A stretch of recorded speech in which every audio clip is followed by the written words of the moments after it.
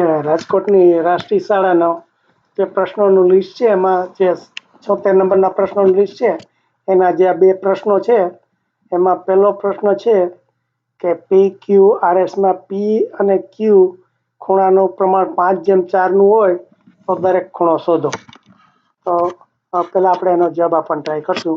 અને પહેલાં કીધું કે PQRS સમાંતર બાજુ ચતુષ્કોણ છે, એટલે આપણે આ સમાંતર બાજુ ચતુષ્કોણ એટલે સામસામેની બાજુ આ PQRS માં ખૂણો P ના છેદમાં જો ખૂણો Q કરો તો એનો 5:4 પ્રમાણ, એટલે કે આ 5 હોય આ 4 હોય. હવે એમાં આપણે પ્રમાણ આપ્યું છે, આપણને કંઈ ખબર નથી, એટલે મારે જો આને ખૂણાને હું x થી ગુણી નાખું, એટલે કે 5x કરું ને 4x કરું, એટલે x એટલે ગમે તે આંકડો, એટલે આપણને સાચો ખૂણો આ 5x નો છે, એટલે ખૂણો P 5x છે એમ કહી શકીએ આપણે, અને ખૂણો Q 4x છે એમ કહેવાય. એટલે એનું જો પ્રમાણ જળવાઈ રહે છે, પણ આ ખરેખર ખૂણાનું માપ કેટલું છે આપણે શોધી શકીએ. અને બીજું આપણને એ પણ ખબર છે કે સમાંતર બાજુ ચતુષ્કોણ હોય, સમાંતર બાજુ ચતુષ્કોણમાં હંમેશા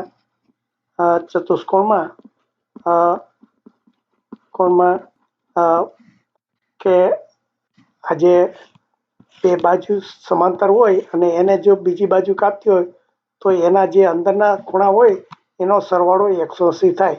એટલે ધારો કે આ P ખૂણો થાય અને આ Q ખૂણો થાય, તો આપણે આ એવી રીતે છે, એના આ બે P અને Q ખૂણો છે એ સમાંતર બાજુને કાપે છે, એટલે આપણને P ખૂણો Q એ બેનો સરવાળો કરો તો 180 થાય, એવું આપણને ગુણધર્મ ખબર છે. તો એનો જો અહીંયા ઉપયોગ કરીએ તો શું થાય, આપણને હવે આ સૂત્ર મળી ગયું. એટલે કે આ બે વસ્તુ આપણને ખબર છે, એના પરથી આપણે P અને Q બે વસ્તુ થાય કે ખૂણો P વત્તા ખૂણો Q બરાબર 180.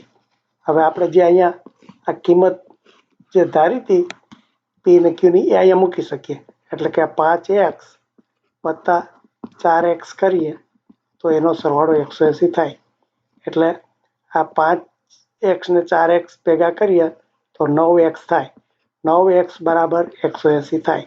એટલે આપણે આ 9 ને પહેલી બાજુ લઈ જઈએ, એટલે આ ભાગી નાખીએ 9 તો 9 દુ 18, તો xની કિંમત 20 થઈ.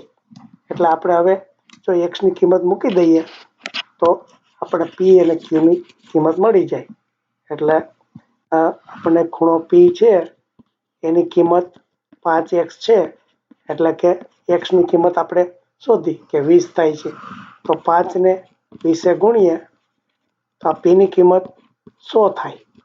અને એવી રીતે ખૂણો Q છે એની કિંમત આપણે 4x છે, તો xની કિંમત હું મૂકી દઉં તો 4 ગુણ્યા 20 કરું તો 20 ચોકું 80 થાય. એટલે આવી રીતે આપણે P અને Qની કિંમત મેળવી શક્યા. હવે આપણે ચારે ચાર ખૂણાનું મળવાનું છે, તો આપણે આ P છે એ 100 નો થાય અને Q છે એ 80 નો થાય. પણ આપણે સમાંતર બાજુ ચતુષ્કોણ છે એટલે એમાં આપણને એ ખબર છે કે સામસામેના ખૂણા સરખા થાય સમાંતર બાજુ ચતુષ્કોણમાં. એટલે જો આપણને આ P 100 નો હોય તો આપણે એમ કહી શકીએ કે ખૂણો R એની સામેનો ખૂણો છે એ પણ 100 નો થાય. અને જો ખૂણો Q છે,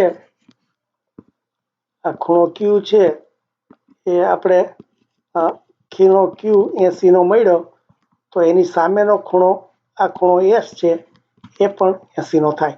એટલે આવી રીતે આપણે ચારે ચાર ખૂણાની કિંમત મળી ગઈ.